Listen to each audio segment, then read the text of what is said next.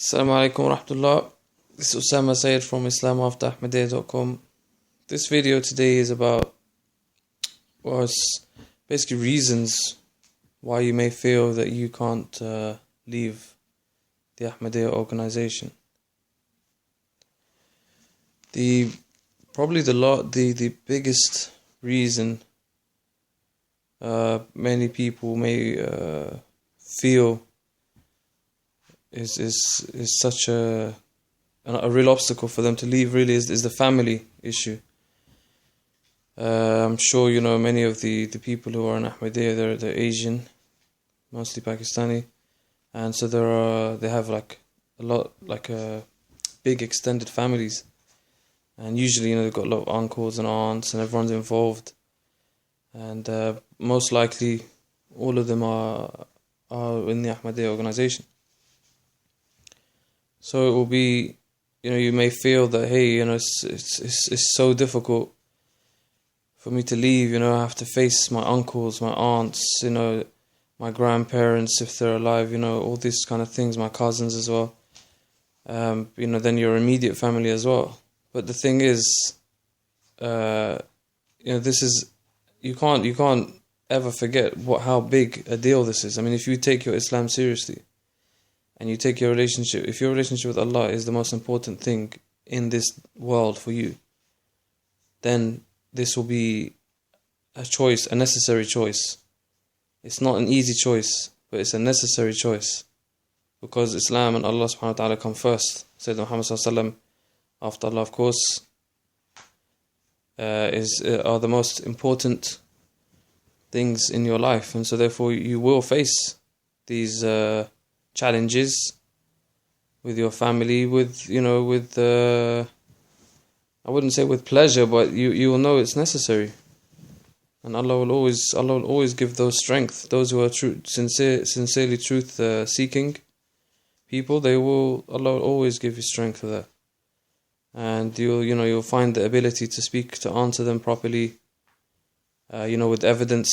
It's not like you just left just because you just felt like leaving, You've got serious evidence from their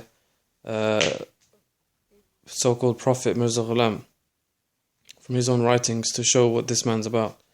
And obviously, as we know from previous videos and things, and if this is the first time you've seen our videos, well then I'll just reiterate that there are seriously very damaging things that Mirza Ghulam wrote, that are in his own books, but they're kept away from the modern media, the modern Ahmadiyya publications, the TV programs on their channel, the MTA channel.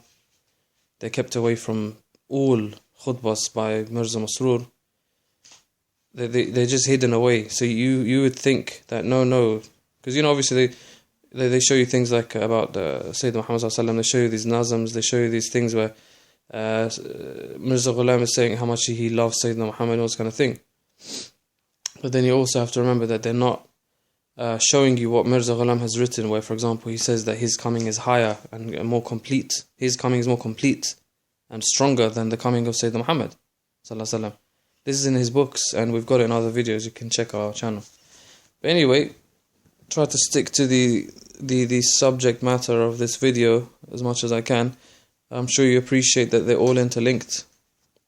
I can't just speak about just the reasons and leave everything else, because it's all interlinked, and there's always a point I'd like to add here or there. The second point is probably this thing called baisti. Urdu speaking people and even Indians, I think, would know what baisti means. It basically means embarrassment or humiliation, and this is, some people, they feel that this reason alone is it basically will stop them from leaving Ahmadiyya. The pressure that they may feel from this issue, thinking that, damn, I'm going to embarrass my family, or I'm going to humiliate my family if I leave. Your family put a lot of pressure on you. Some families will put pressure on their family member to not leave, and if you leave, well, then don't announce it, be quiet about it. And why? Why not announce it? This isn't something like, for example, a girl going out with a boy or something. This isn't something like that. You have found that the thing called Ahmadiyya, which is claimed to be, the Ahmadiyya organization claims that Ahmadiyya is the true Islam. You have found that it's completely false Islam. So how on earth can anyone dare to say to you, keep it quiet, or don't tell anyone, as if you've done something really shameful, as if, astaghfirullah, as if you've become an atheist or something? How dare anybody say that to you? You never keep this quiet. You could tell everyone, you stand in their face and you show them the evidence. Don't be scared, Allah's on your side. You stand up to them and you show them the evidence. You can print it from our websites, you can watch our videos and you can see the references. You can go to Al-Islam, which is the Ahmadiyya website, alislam.org. Search for the books in their library, and print out the relevant pages. That's what me and my colleagues, that's what we did. We got it from alislam.org, which is the Ahmadiyya website. We didn't get it from anywhere else. And that's what you do as well. So this issue of basically, yes, admittedly, it's a very big hurdle, it's a very big obstacle in front of you. And then, you're also going to get your, some of you may see some of your family members telling you, your family, your father or your mother or your brother is getting sick because of this, or you're going to increase their illness and all this kind of stuff. This is all emotional, sort of, I would probably call it emotional blackmail, but I think it's more like coercion. They're coercing you to be quiet and to not open your mouth and possibly even stay in Ahmadiyya and just be quiet, Stop talking about all the things that you keep saying. Oh, stop picking on negative things all the time. You're not picking on negative things. I mean, I'm not even talking about the negative, closed community aspects. Obviously, you must have heard that a lot of people refer to Ahmadiyya as a cult. But out of respect, to the Ahmadi people who don't realize and think that they're following true Islam, I will not use that word. I'll say closed community, because it is a closed community. No one can just go in and look at everything you're doing and ask you all these questions. No, they have to join, and then they start realizing what really Ahmadiyya is about. So it's not really open. It's not like normal Islam. If you become a normal Muslim, you can go to any mosque you like, you can ask any questions you like. No one's going to say to you, you have to only pray with us and don't pray with them and all this kind of stuff. So anyway, you've got this as I was saying, I haven't even touched on points regarding this closed community, So I'm just talking about the writings of Mirza Ghulam, which are basically the beliefs of Mirza Ghulam, who Ahmadis call the Messiah, the Masih. They call him the Mahdi, and they think he's a prophet too. I'm just talking about his writings. Some people leave Ahmadiyya just because they feel it's a closed community and they don't like the way that they are controlled in this way. Because Islam doesn't control you in that way. La ikraha fi din. La ikraha fi din. Islam, there's no compulsion in religion. And Islam doesn't force you to do things, doesn't force you to attend meetings when you don't want to, doesn't force you to keep giving money when you maybe can't afford, or even you don't want to give it. Maybe you just want to give sadaqah and your zakat. Why do you have to give chanda for? And you're forced to give chanda, and if you don't give it, they chase you and hound you. And I know very well, because as you know, I was in it as well. And my colleagues are in it as well. We know this stuff. They don't advertise this stuff and they can deny as much as they want, but any Ahmadis listen to this, you know that you get chased for this money if you don't pay it. So some people, they would leave Ahmadiyya just because of that. They don't like this. They don't like this control thing. They wanna worship Allah, because this is what it's about. It's about Allah. It's not about Mirza Masroor. It's not about a community. It's about God. It's about Allah subhanahu wa ta'ala. It's about Sayyidina Muhammad sallallahu alaihi wasallam, his prophet, his last messenger. It's about the Quran, the word of Allah. It isn't about Mirza Masroor. It's not about the previous leaders, Mirza Tahir or any of these other people, and it's not about Mirza Ghulam either. It's not about them. So if you want to worship Allah freely, but you're feeling like you're controlled, well, obviously, some people will say, no, I don't want this Ahmadiyya thing. I just want normal Islam. I want to feel free. I want to be able to go to any mosque. Any mosque I want to go to, I would like to attend it. I want to pray Jummah today in this mosque, next week I'm going to another mosque. Nobody is going to sit there controlling you and saying to you, no, you can't pray with those brothers, pray only here in these mosques. Or don't pray with those brothers, pray only here. You know, so some people leave on that. But anyway, sticking to the reasons why you may feel it's difficult for you to leave. Obviously, I was speaking about the whole basty thing, this whole embarrassment thing within your family. Just to recap on that one, you know, you present to them the evidence from Mirza Ghulam's writings. You know, see what response you get for that. See what response. Tell them, bring a missionary, bring anything, but make sure that if you don't know Urdu, make sure you have somebody who is honest, who is going to tell you exactly what is written in Urdu. You know, you need someone who's not going to lie to you and say no, it's nothing. Because I've had people do that with me, by the way. Because I don't speak Urdu, by the way. I had to get a professional Urdu translator to translate stuff for me. So obviously, in the past, I did have a certain person, I think 1 or 2 people actually, who would say, no, oh, don't worry. They'd really water it down and not tell you what's written there and say to you, no, you've really blown out of proportion, you've misunderstood, and it's not saying that at all. You know, so you really need someone who's going to tell you the truth, word for word, what is written on each of these relevant areas of Mirza Ghulam's books, which we have highlighted on our website and on our videos. You will find all these things, inshallah. Obviously, we're continuously increasing, doing more videos and adding more evidence onto our website. So, you know, you can find the references and print them out and verify, inshallah. So all you need to do is present these kind of things to your family members, and let's see who's going to be suffering from basty at that time. When you present them with this stuff, you see who's the one who's going to feel humiliated or embarrassed. Because believe me, brother or sister, it's not going to be you. You will not feel embarrassed, you will not feel humiliated.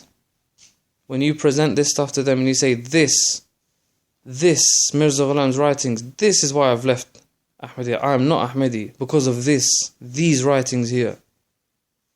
Not because I've misunderstood something, not because I'm not sure about if Prophet Jesus is alive or dead, or I'm not sure about the whole Dajjal thing. No, this is his writings. There's nothing stronger than that. I mean, some people leave things because of what people say, other persons say about that person. But Mirza Ghulam himself wrote these things. That's the strongest evidence possible. He said it basically as if it's his own tongue and he's put it onto his paper. He's written it himself. So you can present this to all your family. Don't feel embarrassed. Don't feel humiliated. Allah's on your side. And all the brothers and sisters in Islam are on your side. And especially the people who know what Ahmadiyya is. They know the truth of Ahmadiyya. They know the truth of Mirza Ghulam's beliefs. They are on your side as well.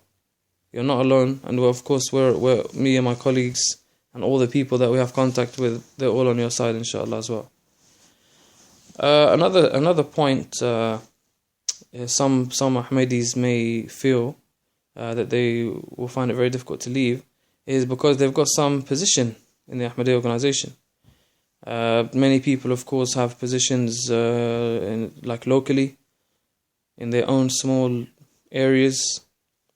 They have some sort of responsibilities, and obviously some people, they like the respect that they get with these positions, and others that I've noticed in the past, they let it get to their head and they really think they've got some big position. They have to, you shouldn't forget, of course, that this is supposedly for the sake of Allah, so you shouldn't show any arrogance. You should be very humble and helpful, and not false humility, genuine humility. Genuinely be humble. Don't just, act like you're being humble. So, of course, a position could be a reason why you feel like you can't leave.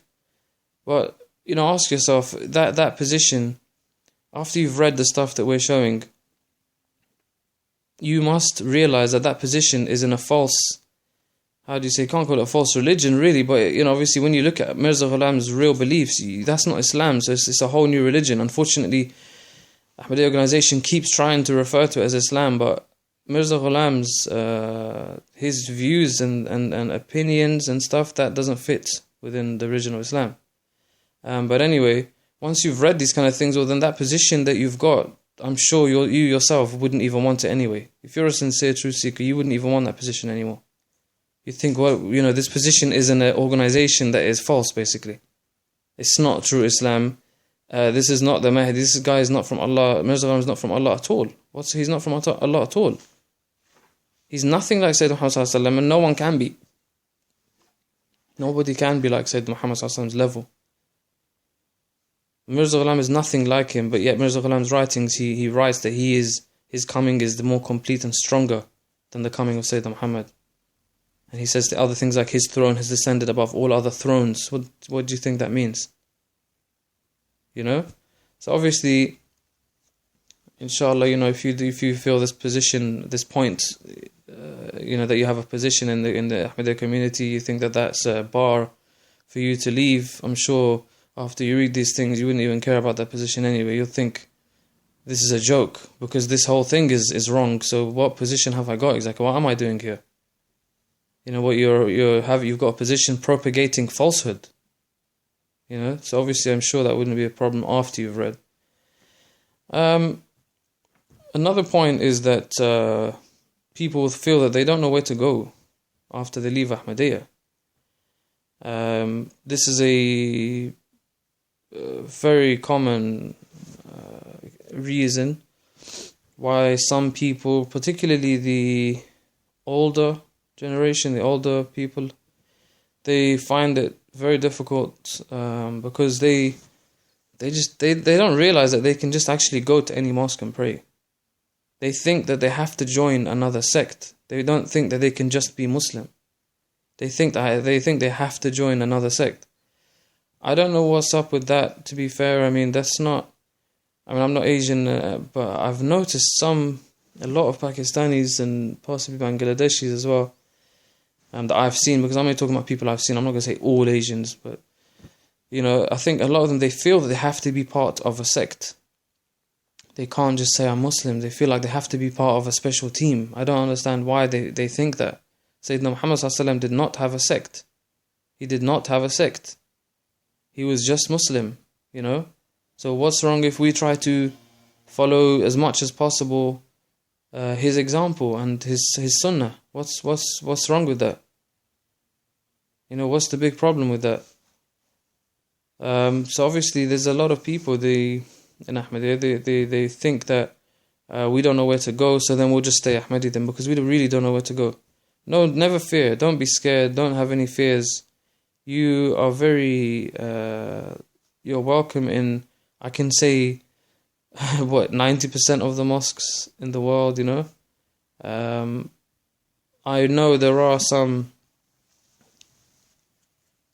groups that, they have some things that I don't totally agree with. There are some things that, for example, the Deobandi and Barelvi sect, which are, I think they originated from Asia as well. To be fair, there are some things in there that I don't actually agree with, and Ahmadis may feel that this is, someone who leaves Ahmadiyya will feel that this is very uncomfortable for them to go and pray at these mosques, but that's okay. If you feel uncomfortable, don't go to those mosques if you feel uncomfortable with anything there. Although you can go pray Jum'ah and no one's going to speak to you or anything, But obviously, as I say, 90% of the mosques, there's nothing offensive there. It's all normal, and don't be scared or nothing like that. Just go. Most of the people, as you know, there are bad people in every sect, in every race, in every country of the world. But the good news is that most people, alhamdulillah, in the mosque, most people in the mosque are genuine, good, decent people. And particularly in the mosque, most people are very respectful. And this brings me to my other point, which is, I've heard a lot of people say, a lot of Ahmadis and ex-Ahmadis, they say that basically they used to be made to fear other Muslims. They're scared to mix with other Muslims. And you hear stories, I was told a few stories, two different people told me this, to the point I was thinking that they're lying or something. It doesn't make any sense. They said that they went to another mosque and people wanted to hurt them or something like that. How did anyone know that you're Ahmadi when you went to the other mosque? Were you wearing a hat that said I'm Ahmadi? Or Maybe you had a picture of your leader or something on your chest or something. I don't understand. How did that happen? Most people, you just look like an ordinary person. But anyway, inshallah, this kind of thing doesn't happen. If anybody does do that, you just go to the imam of the mosque and you tell them, dear imam, what are these people here?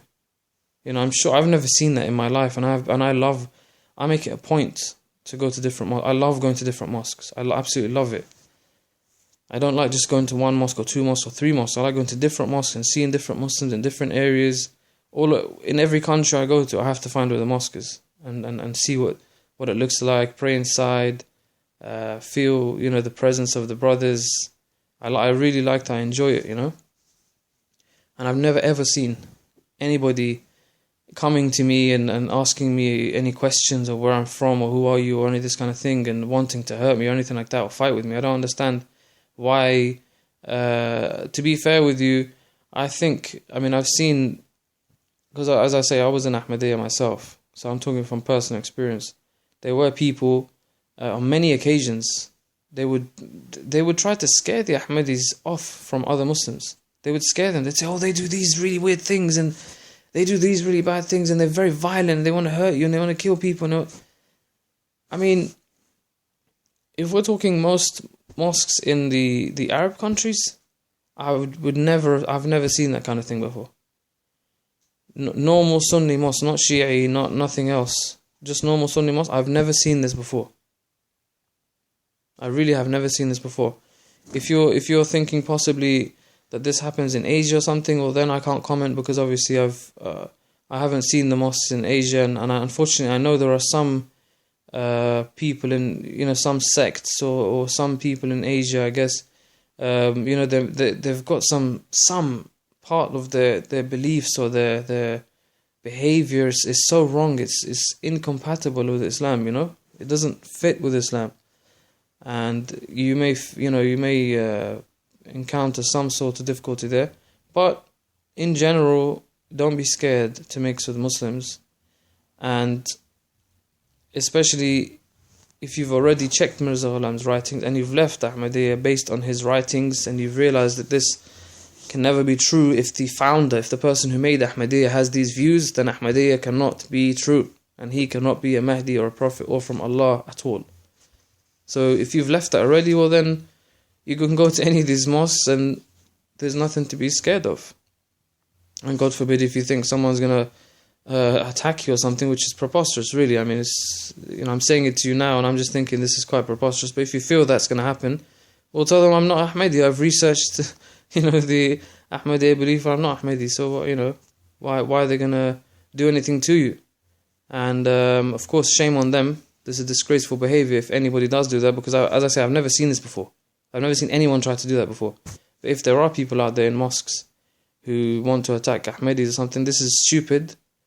They must be condemned for what they're doing. This is completely stupid and un-Islamic. You're doing everything that's against Islam right now.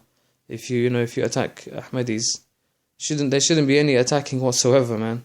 We should think about this and use our brain, and we should all be one and remove all the innovations and all the falsehood from our religion and be one and stop being divided like this. There shouldn't be beating and fighting and all this kind of thing. Anyway, moving on to my next point. You shouldn't be scared when you hear some Ahmadi people, they try to scare the hell out of you, try to scare the life out of you. They say to you, you're going to be doomed. You're going to have so much bad luck now, and everything's going to happen bad in your life, and it's all because you've left. Don't listen to these people. You are on Allah's side. Don't listen to these people. Who is stronger, them or Allah subhanahu wa ta'ala? Who is stronger? And you're following the truth for the sake of Allah subhanahu wa ta'ala.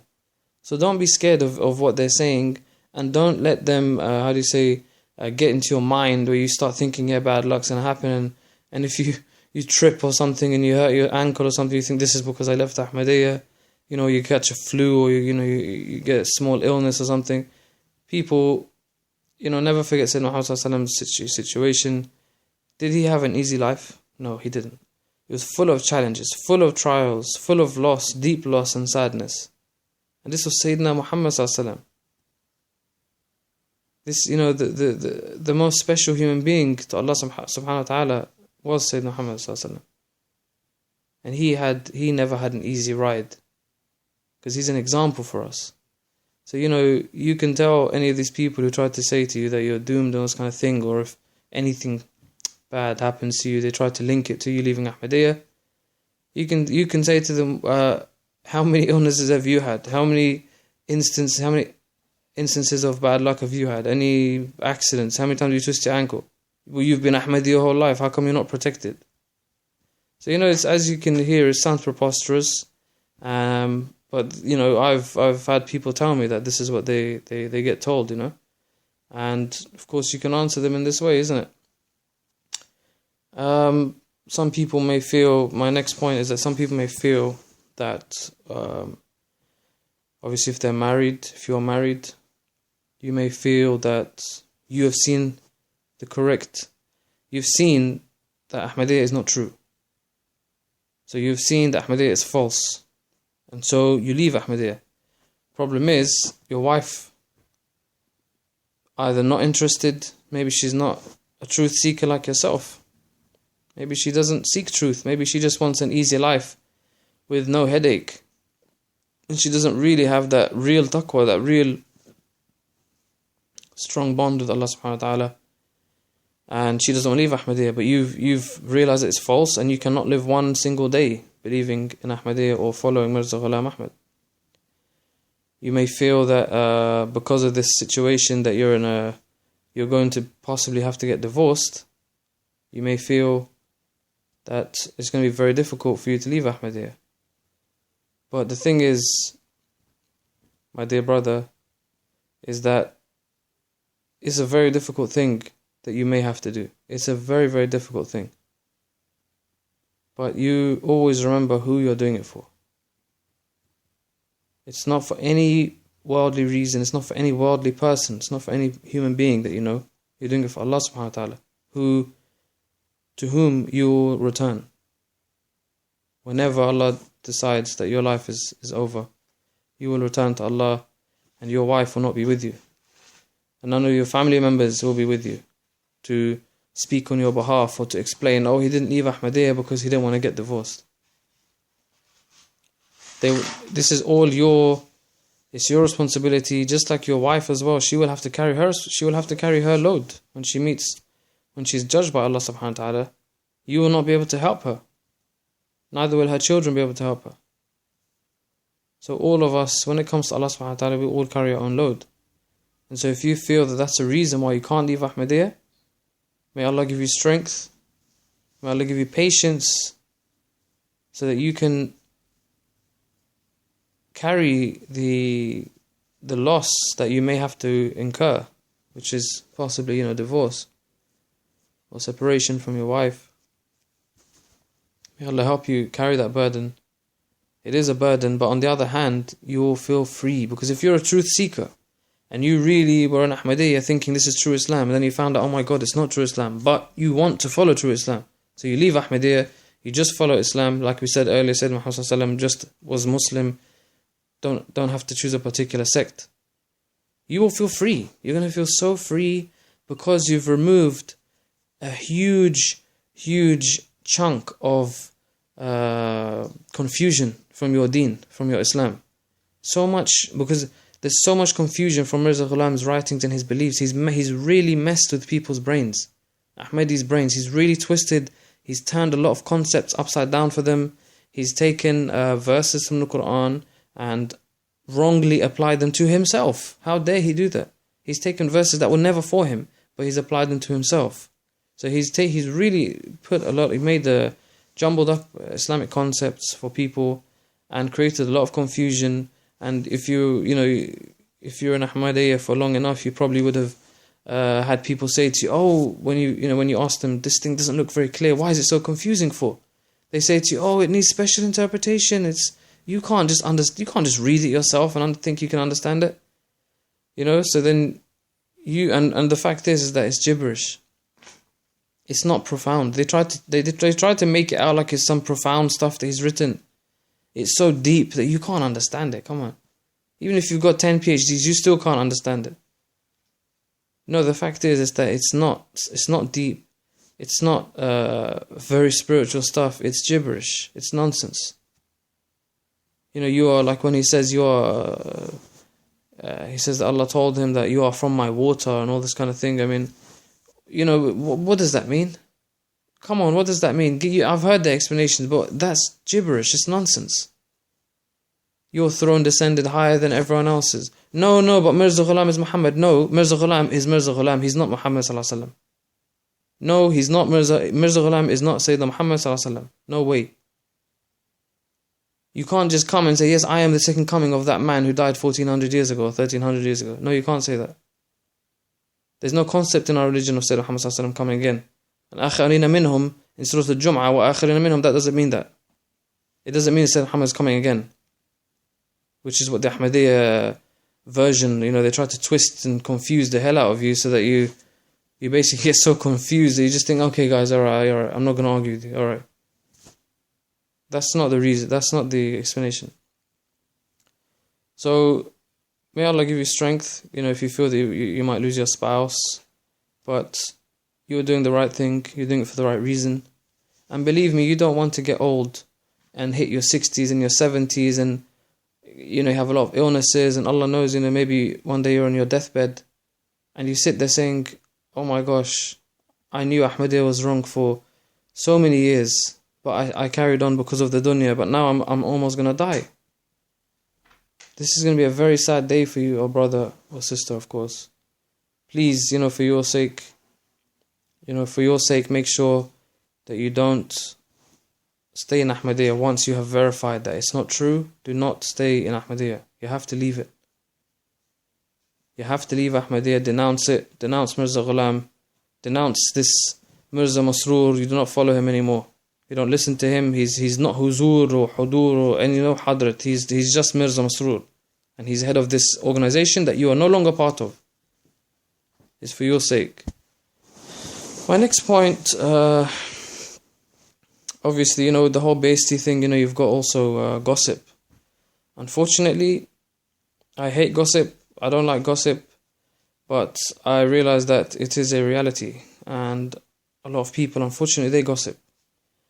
Some people live for gossip. Some people live and phone each other every day just to gossip about other people. That's their life. That's like their entertainment for the day. Just gossiping and, oh, do you know so-and-so's son left Ahmadiyya? Do you know so-and-so's daughter left Ahmadiyya? Can you believe it? She probably left because she wanted to marry him. He probably left because he wanted to do this. No one will actually say that they left because Mirza Ghulam's writings are disgraceful, despicable and un-Islamic. Nobody will say that, because then they are Ahmadi themselves, and what would they be saying about themselves if they say you left because of what you read? They should be ashamed of themselves because they're still in it and they're not bothered to read it. So they don't want to say that. They don't want to give any credit to you for reading Mirza's books. They would like to make any other reason about why you either got kicked out or you left. They don't want to give you any credit for you reading, because then it makes them look bad. I'm sure you understand what I'm talking about.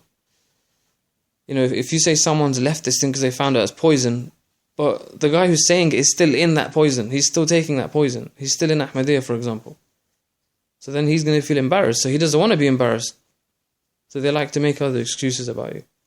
So don't worry about gossip. I'm sure with a short amount of time, when people see you and they ask you a question or whatever, you can tell them I left Ahmadiyya based on Mirza Ghulam's writings. You will feel that most people that you face, they won't even want you to show them any of Mirza Ghulam's writings. This happened with me and a couple of my colleagues as well. You see people that you've known for years and you say to them, look, brother, look, sister, I've left Ahmadiyya based on Mirza Ghulam's writings. Here, let me show you. They'll be like, no, it's alright, I'll check it another time. No, but it's not written there. You'll be like, it's written there, I'll show you. No, it's not written there, you've misunderstood it. Okay, can I show you? No, don't show me. What are you scared of? This is your prophet. This is his writings. It's not what someone wrote about him. He wrote it himself. Why are you scared to read it? Mirza Ghulam said, read my books 3 times. Read it once, not even 3 times. They'll still say to you, no, but you've misunderstood it, or it's not written there and you've misunderstood it. This is the reality of the situation, unfortunately. It's like they've been programmed since childhood to believe that everything is false. Everything is an allegation against Ahmadiyya. Everything's an allegation. The problem is, some people who talk against Ahmadiyya, they do say some lies, or they do mistranslate or misquote things. So obviously, unfortunately, they don't help. But alhamdulillah, at Islam of Ahmadiyya, me and my colleagues and some of the other websites out there, they are very accurate with the translation, and there's no messing around, there's no lying, there's no twisting. This is people's lives we're talking about here. This is your life. We understand the situation you're in. That's why we encourage you also to take the printouts, print the paper out, the particular pages that we've highlighted of Mirza Ghulam's writings. Take them and verify them. Get them translated. If you read Urdu, that's the best thing in the world, because you just read it yourself and find out for yourself. Verify them and you'll see. So anyway, there's no fear of gossip. Don't worry about that. That will erode very quickly. As soon as you see people, just tell them in their face. Believe me, most people won't even want to talk to you again. Unfortunately, they won't want to talk to you again when you show them this evidence, because they don't know how to face you next time. How are they supposed to say to you when you show them that Mirza Ghulam wrote disgraceful words such as haram zada, walad haram? How are they going to answer that? What are they going to try and say? Oh, astaghfirullah, Sayyidina Muhammad. They're going to try and say that. Oh, Sayyidina Muhammad said haram zada before, walad haram, or these kind of insults at people. Astaghfirullah azim. Because obviously you're probably thinking, where's this guy coming out of this from? This is because I've seen some Ahmadis, when you put them in a corner, they come out with the most disgraceful stuff, which is disgraceful tactic, which is try to bring down Sayyidina Muhammad. Can you believe it? Can you believe it? This is the truth. It's happened on more than one occasion. They try to bring down Sayyidina Muhammad sallallahu alaihi wasallam just because they feel like they're in a losing battle. They're dropping off the cliff and they're trying to grab at anything, clutch at anything so they don't fall off the cliff. And they think, yep, last attempt, Sayyidina Muhammad sallallahu alaihi wasallam, let's bring him down so that Mirza Ghulam can look okay. This is completely disgusting and despicable.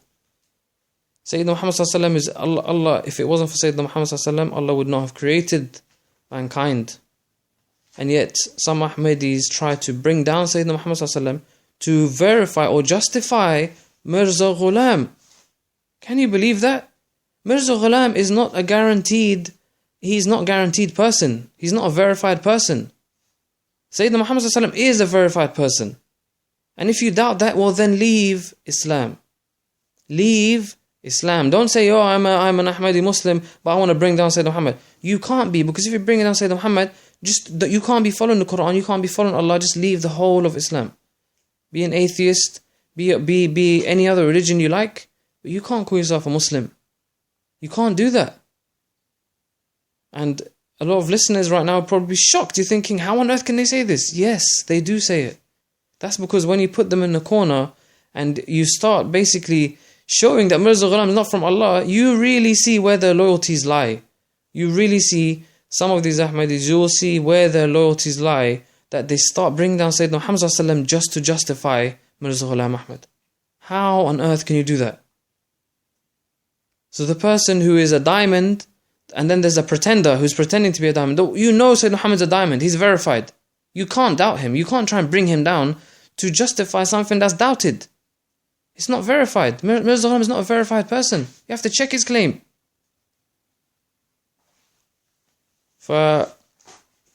Unfortunately, this is something that you probably will see. And inshallah, I hope you see it, just so that you know I'm not lying to you, because some of you are probably thinking, nah, this is exaggeration. It's not exaggeration. I was shocked myself when I heard it. I never thought that certain Ahmadis, and some of them actually were very knowledgeable in Ahmadiyya. They weren't just basic people. They knew a lot of information, but they didn't know the stuff that I showed them, to be fair. They didn't know this stuff, because if they did, I think they would have left anyway, many years ago. But, these people, I never thought they would go down that low. I would have thought they would say, oh, this is really shocking, or, oh, I must check that, or something. No, they come and they try and put down Sayyidina Muhammad sallallahu alaihi wasallam. Bring anything from Sayyidina Muhammad, anything he's said or done, to try to make it as if it's to compare it to Mirza Ghulam, his writing or something, a particular part of his writing, and say, yeah, see, he did this. But then the examples that I've been given, by the way, they're not even the same. Because if Sayyidina Muhammad sallallahu alaihi wasallam, astaghfirullah, if he had the same character as Mirza Ghulam, I would not be a Muslim today. Do you hear that clearly? I would not be a Muslim. If Mirza Ghulam was like Sayyidina Muhammad, I would not be a Muslim. Now you Ahmadis, you think about that. I would not be a Muslim. Do you know basically what I'm implying? I'm saying to you the stuff that Mirza's written is so severe that it's un-Islamic. And that if Mirza Ghulam, who says I am whoever hasn't seen me, has never, was it something like can't remember the exact quote, inshallah one of our future videos we're gonna say it. I think it's something like if someone hasn't seen me, then they've never seen Sayyidina Muhammad or something like that. It's as if he's saying he is like a mirror or he is Sayyidina Muhammad, or a mirror of Sayyidina Muhammad, or a reflection or something, which is hideous. So basically, it's Mirza Ghulam's standard. He's saying his standard is of Sayyidina Muhammad sallallahu alaihi wasallam's standard. And I'm telling you, if Sayyidina Muhammad sallallahu alaihi wasallam was like Mirza Ghulam, I would not be a Muslim. Because I don't trick myself and I don't follow falsehood. So please think about that yourself so that you can gather, so you can have an idea of the strength of the stuff, the strength, the potency of the bad things that Mirza Ghulam has written, the un-Islamic things that he's written. His views, his character, his personality is really, really, really bad, and he's not worthy of following. And in my previous videos, I've actually stated that I wouldn't even pray next. If I knew Mirza Ghulam was next to me or behind me, I would get out of that prayer and pray alone. I'd rather pray alone, even though he's not even the Imam. I don't want to pray a prayer with this person. I do not want to do any salah with this person. That's how bad it is when you see his writings.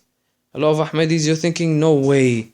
Look at all these nazms. Look at, they're always talking about him in every khutbah. We've got his picture in our house. All this kind of thing. Yes way. That's what I'll say to you. Yes way. It is there. Inshallah, take the time to find out. You must remember, if you start thinking about things like, if I leave Ahmadiyya, well then damn, how am I going to get married? Again, this is something, it's a strong thing, but, if you've already verified that Ahmadiyya is not true, it won't even bother you anymore. Because why would you want to marry an Ahmadi? Somebody who believes Ahmadiyya is true, and you're going to have a mountain to climb to explain to them and show them that basically everything they've been following is propaganda. It's false propaganda. It's not the original beliefs of Mirza Ghulam. It's the new version of Ahmadiyya that got changed, I don't know, maybe with Mirza Bashiruddin, the second leader of Ahmadiyya. I believe he made a big change in the face of Ahmadiyya, the way it is presented to the world. He knew what his father wrote, and he knew those things are not going to be acceptable for people. And so I believe he's the one who changed the face of Ahmadiyya and made it more appealing to the world. And maybe that's why some people joined it, because they thought that this is, the new improved version is a much better sales package. It's a really acceptable version, and the whole concept of true Islam and all these words, true Islam and all these like gimmicks. It's not true Islam. If it was true Islam, I wouldn't call it a gimmick, but it is a gimmick. It's like a sales thing, someone selling you a car and saying it's got sat nav, it's got a TV screen in there, even though you won't need it or whatever. But these are just terms that they put in there to try to make people feel comfortable and that this is really an amazing thing that you're joining. The true Ahmadiyya is not Islam at all. True Mirza Ghulam's true beliefs, they're not Islamic. Some of his earlier writings, they appear to be Islamic, yes, but check also his later writings. Check all his writings. You're thinking this is crazy, but it's not. It is crazy, but it's there. It's true. He writes a lot of contradicting things. Some things that he writes that are in favor of Sayyidina Muhammad, but then he says stuff that I am higher, that my coming is stronger, more complete than Sayyidina Muhammad's coming, or my throne has descended higher than all the other thrones, or my signs, I've got more signs for my truthfulness than Sayyidina Muhammad had. This is what he's written, but you'll never hear about these things right now, but that's what he's written. Now, do you want to follow? If you really follow Mirza Ghulam, you have to follow Mirza Ghulam. Otherwise, you're just following a made-up thing. If you think the modern face of Ahmadiyya is the truth, it's not. That's a made-up thing. That's not even original Ahmadiyya. You're not even following Ahmadiyya. You're following some new version of Ahmadiyya. That's not the original Ahmadiyya. So obviously, if you're thinking about this point of how will you get married, I'm sure when you find this stuff, it won't even bug you. And you wouldn't want to be married to someone who's an Ahmadi who you haven't, you're going to find it very difficult to explain to them that Ahmadiyya is not true. Unless, of course, if you can explain everything to them, show it, all the evidence to them, then they will leave anyway. And then, of course, then they'll just be Muslim, just like you, just be a normal Muslim. Of course you can get married, there's no problem. Also, you may worry about your parents' health, depending how old your parents are, I'm sure. They're at least in their, if you're in your 20s, they're probably at 20s or 30s, they're at least in their, 50s, 60s, maybe even older. Life is in the hand of Allah subhanahu wa ta'ala. You have to remember many of the previous prophets, they didn't follow falsehood because their parents followed falsehood. Like in the Quran, it tells us that we follow our parents and we respect our parents and we be polite to our parents, but we do not listen to them when it goes against Allah subhanahu wa ta'ala. You do not listen to them if they want to force you to stay in Ahmadiyya, to stay in falsehood. That's when you take a stand and you say, no, respected parents, I will not stay in this falsehood.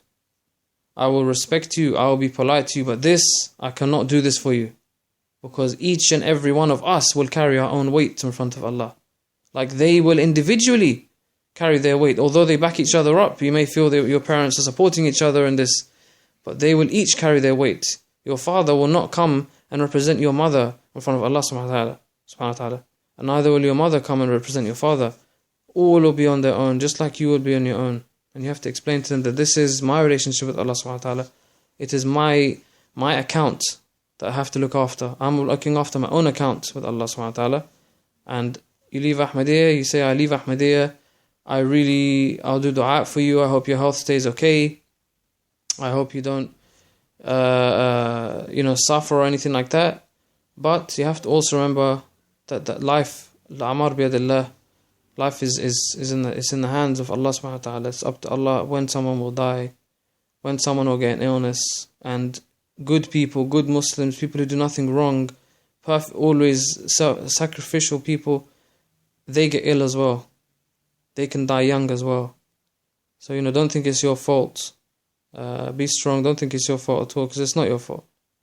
Don't forget your parents have got other life stresses as well, so don't think it's just because you left Ahmadiyya, it's all that has happened just because of you. They've had life stresses, they've been alive for many years, their organs are older, the organs struggle, they might have high blood pressure, they might have certain issues with some organs. That's not your fault, so don't feel guilty about that.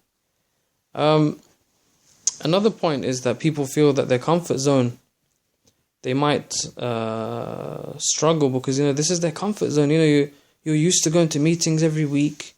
You're used to having all these, if you're a khudam, if you're under 40, then you're part of this whole khudam thing. All these events that they have. You might play football with your fellow khudam, Ahmadis. You might play sports with them. You go to Jalsa every year. You go do this, these meetings with the leader of Ahmadiyya. Obviously Mirza Masroor is the leader right now. All this stuff, this is your comfort zone. You might feel, because you don't want to feel alienated, you don't want to feel like you're excluded now from all this. The fact is you will be, because you will realize, if you realize, inshallah, when you check all this stuff out, all the evidence out, you will realize, bi'Iznillah, that this is all falsehood. And that Mirza Masroor, he's not a Khalifa. He's not a Khalifa because Mirza Ghulam was not a prophet. And he wasn't the Mahdi either. He wasn't from God at all. So then we're making a mockery of Khilafah if we say that Mirza Masroor or any of the previous ones, leaders of Ahmadiyya, were Khalifas. You're making a mockery of Khilafah. And you're making a mockery also of prophethood as well, because Mirza Ghulam, after you read all these things, you can never think this guy's from Allah subhanahu wa ta'ala. You're degrading prophethood like that. So you may feel that, you will be out of your comfort zone. You will be.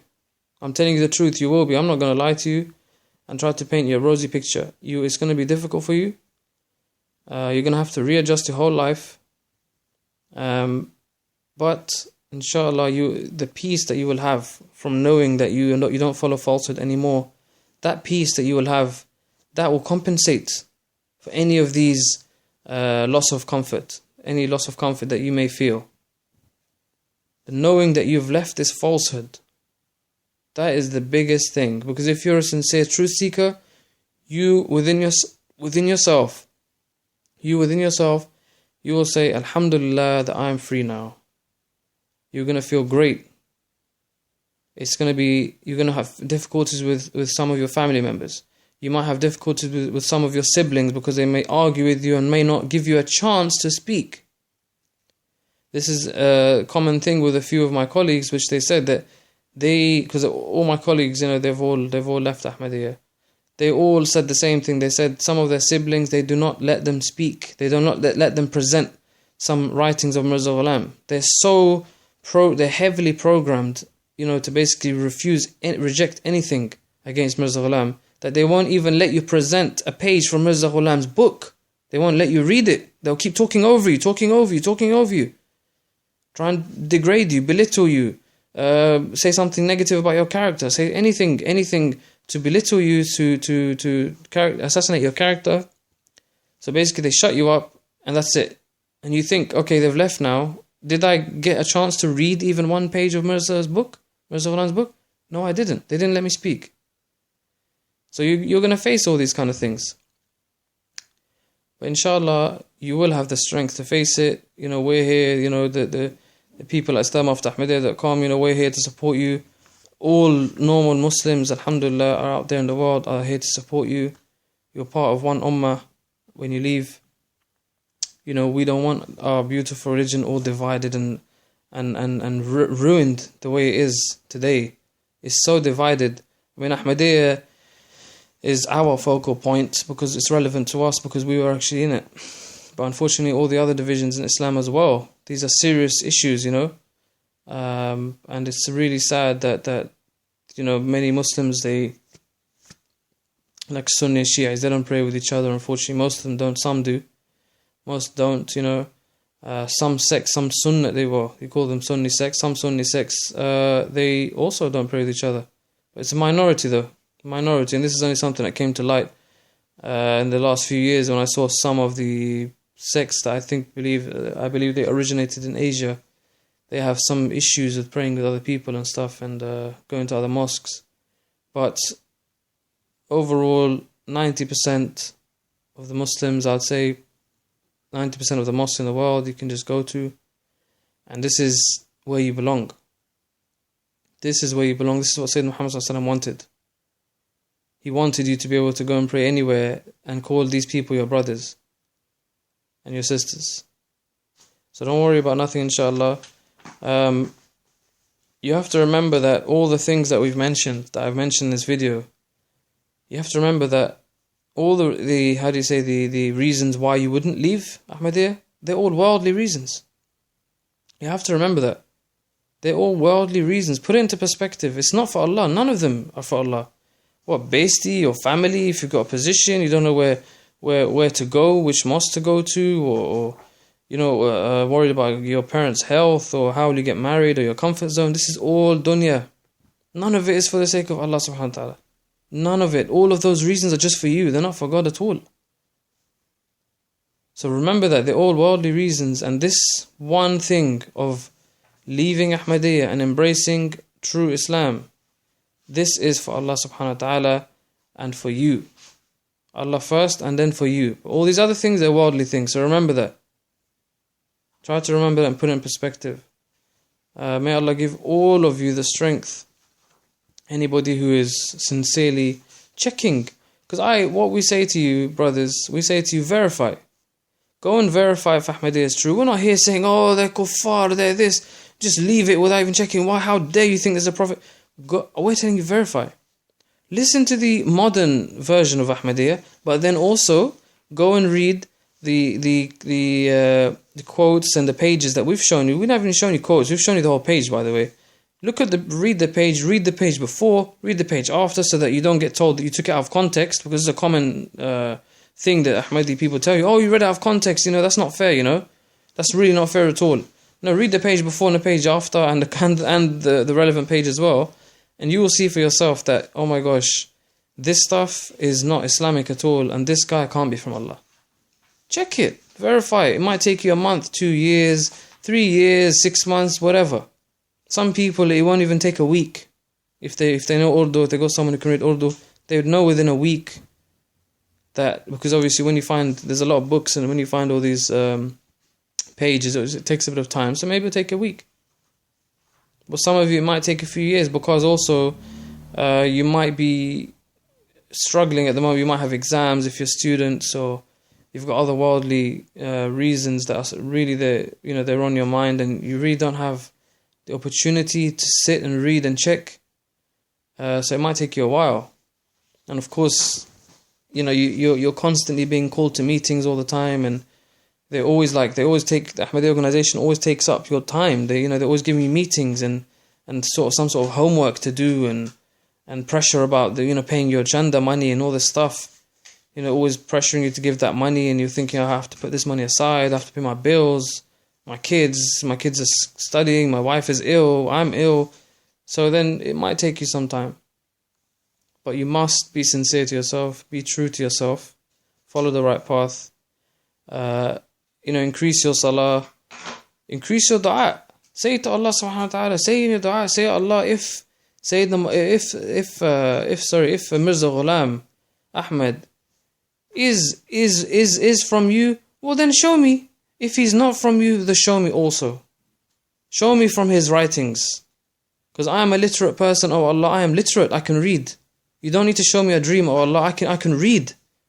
Allow me to read, show me the pages. Allow me the opportunity to see what he's written. Allow me to open my heart and my mind to be able to read Mirza Ghulam's writings. Because this is a big factor. A lot of Ahmadis, they struggle, because of the way they've been raised in Ahmadiyya, they struggle to actually even read anything that they feel is controversial. So they're really scared. So ask Allah to give you that strength and that courage, and you're going to be fine, inshallah. Inshallah, from all of us here, we wish you all the best. May Allah always guide us to the straight path. May Allah always give us the strength to follow the right path, and to say the straight word and the truthful word, and reject falsehood. This is Usama Sayyid from Islam After Ahmadiyya, saying Assalamu alaikum wa rahmatullahi wa barakatuh.